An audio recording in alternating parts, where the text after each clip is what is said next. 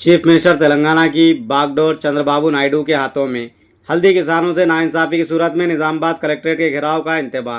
रुकन काउंसिल कलवाकुंटला कविता का निजामाबाद में मीडिया से खिताब। रुकन तेलंगाना कानूनसाज काउंसिल बीआरएस कलवाकुंटला कविता ने आज निजामाबाद के मशहूर हल्दी मार्केट यार्ड का दौरा किया और वहां के किसानों से मुलाकात करके इनके मसाइल और हल्दी की कीमतों से मुतालिक तफसीलात हासिल की।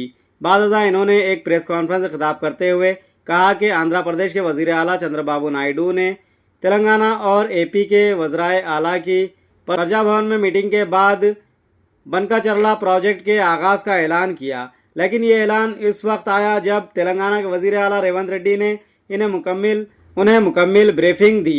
इन्होंने इल्ज़ाम लगाया कि आंध्र प्रदेश गोदावरी नदी से 200 टीएमसी पानी मुंतकिल करने के लिए प्रोजेक्ट शुरू कर रहा है, जबकि तेलंगाना के वजीर आला खामोश तमाशाई बने हुए हैं।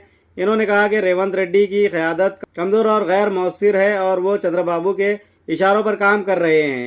इन्होंने तेलंगाना के मफादात को नुकसान पहुँचाने का इल्ज़ाम आयद करते हुए कहा कि अगर रेवंत रेड्डी वाकई तेलंगाना के मफाद में होते तो वो मरकज़ी हुकूमत को आंध्र प्रदेश के मंसूबे के खिलाफ मकतूब तहरीर करते और अदालत में मुकदमा दायर करते। एमएलसी कविता ने मरकज़ी हुकूमत पर भी सख्त तनकीद की और कहा कि अगरचे गज़ट में हल्दी बोर्ड का ऐलान किया गया है, लेकिन इसको कानूनी हैसियत नहीं दी गई, जिसकी वजह से हल्दी की कीमतें मुसलसल गिर रही है।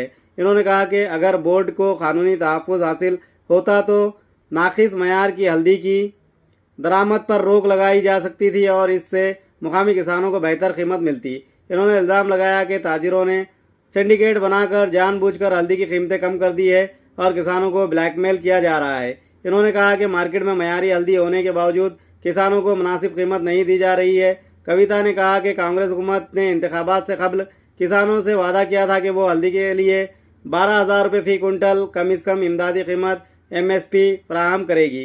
अगर मार्केट में इससे कम कीमत रही तो इजाफी रकम अदा करने का भी वादा किया गया था। इन्होंने जोर देकर कहा कि हुकूमत को फौरी तौर पर बोनस का ऐलान करना चाहिए।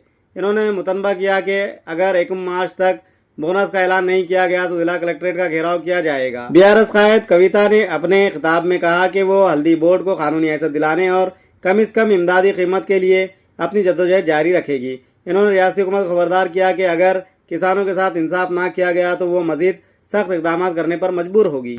విషయం ఏం లేదు. అయితే ఇవాళ రైతన్నలకు తెలంగాణ వ్యాప్తంగా ఉన్న రైతన్నలకు తెలవడానికి నేను ఒక విషయం చెప్పదలుచుకున్నా. ఎప్పుడైతే ఆంధ్రప్రదేశ్ ముఖ్యమంత్రి చంద్రబాబు నాయుడు గారు రేవంత్ రెడ్డి గారు ఆ ఇద్దరు కూడా ప్రజాభవన్లో మీటింగ్ పెట్టుకున్నారో ఆ తర్వాత ఇమీడియట్గా పోయి చంద్రబాబు నాయుడు గారు నేను గోదావరి నుంచి నీళ్లు తీసుకొని బంకచర్ల నుంచి తీసుకుపోతాను ఆయన ప్రకటించిండు. నాకు అర్థమవుతున్నది ఏంటంటే ఇది ప్రజలందరూ కూడా నిశ్చితంగా గమనించాలి.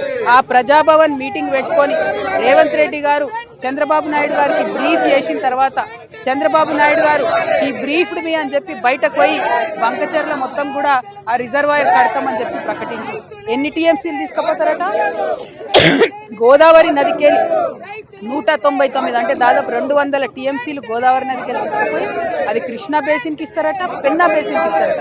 అంటే ఆంధ్రాలో ఉన్న మొత్తం అన్ని ప్రాజెక్టులకు వాళ్ళు నీళ్లు ఇచ్చుకుంటారు. మన దగ్గర గోదావరిలోకి వెళ్ళి 200 టీఎంసీలు ఎక్కపోతుంటే ఈ అవగాహన లేని మూర్ఖపు ముఖ్యమంత్రి చూసుకుంటా నిలబడ్డాడు. ఎందుకంటే ఈయన జుట్టు మరి బ్యాగ్తో దొరికిండు కదా, ఈయన జుట్టు చంద్రబాబు చేతిలో ఉన్నది, ఆ చంద్రబాబు జుట్టు మోడీ చేతిలో ఉన్నది. కాబట్టి వాళ్ళు ఎట్లా చెప్తే అట్లా చేసుడు తప్పితే తెలంగాణ రైతుల గురించి ఆలోచన లేదు, తెలంగాణ నీళ్ల గురించి ఆలోచన లేదు. ఇది దారుణమైన విషయం. నేను ముఖ్యమంత్రి గారిని సవాల్ చేస్తా ఉన్నా, నిజంగా మీరు తెలంగాణ హితం కోరేటటువంటి ముఖ్యమంత్రి అయితే ఎందుకు ఉత్తరం రాస్తలేవు కేంద్రానికి? రాయొచ్చు కదా మోడీ గారికి, మేము ఒప్పుకోం మీ ప్రాజెక్టు చంద్రబాబు ప్రతిపాదనని, కోర్టులో కేసు వేయొచ్చు కదా, ఎందుకు వేస్తలేవు? కేసీఆర్ గారు ఆనాడు రాయలసీమ ప్రాజెక్టు కడితే స్వయంగా తనే పోయి ప్రధానమంత్రికి కంప్లైంట్ చేసిండ్రు, ఉత్తరం రాసిండ్రు, గ్రీన్ ట్రిబ్యునల్ కేసు వేసిండ్రు, స్టే తీసుకొని వచ్చిండ్రు. SLBC రైట్ కెనాల్ విస్తరణ చేస్తే ఆనాడు కూడా ఉత్తరం రాసిర్రు, దాన్ని వ్యతిరేకించారు. నాగార్జున సాగర్ రైట్ కెనాల్ విస్తరణ చేపడితే ఆనాడు కూడా దాన్ని వ్యతిరేకించారు, ఉత్తరం రాసిర్రు. పోతిరెడ్డిపాడు హెడ్ రెగ్యులేటర్ విస్తరణ చేపడితే ఆనాడు కూడా దాన్ని వ్యతిరేకించారు, ఉత్తరం రాసిర్రు, ప్రధానమంత్రి దగ్గర పోయినరు. మరి నువ్వెందుకు పోతలేవు చంద్రబాబు నాయుడుకు వ్యతిరేకంగా? నీకు తెలంగాణ రైతుల కంటే ఎక్కువ ప్రేమ చంద్రబాబు నాయుడు మీద ఉన్నదా? గురుదక్షిణ చెల్లించుకుంటున్నారా?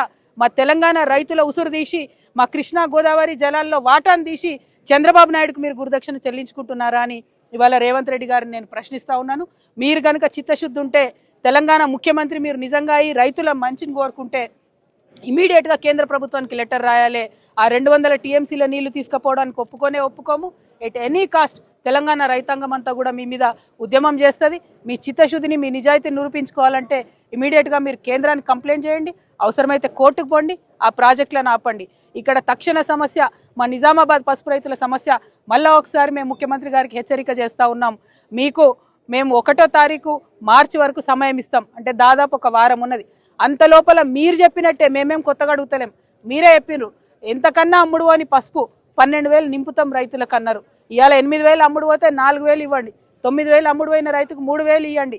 11,000 పసుపు అమ్ముడు పోతే వాళ్ళకు 1,000 యాడ్ చేయండి. ఏం చేస్తారో చేయండి, కానీ 12,000 మనకు రైతులకు వర్కౌట్ అయ్యేటట్టుగా బోనస్ ప్రకటించాలని డిమాండ్ చేస్తున్నాం.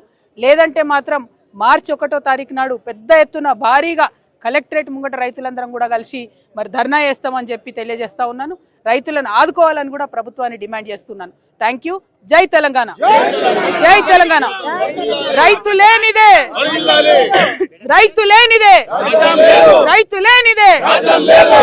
లేనిదే పసుపుకు వెంటనే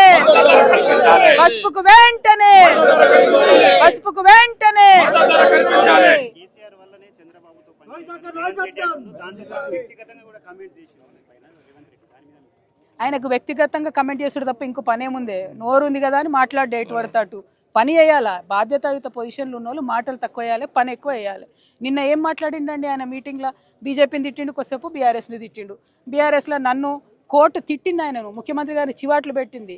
నువ్వు ఆ కవిత గారి విషయంలో నువ్వు మాట్లాడొద్దని చివాట్లు పెట్టింది. సుప్రీంకోర్టు చివాట్లు పెట్టినటువంటి చరిత్రలో మొట్టమొదటి ముఖ్యమంత్రి మన కర్మగాలి, మన తెలంగాణ ముఖ్యమంత్రి రేవంత్ రెడ్డి.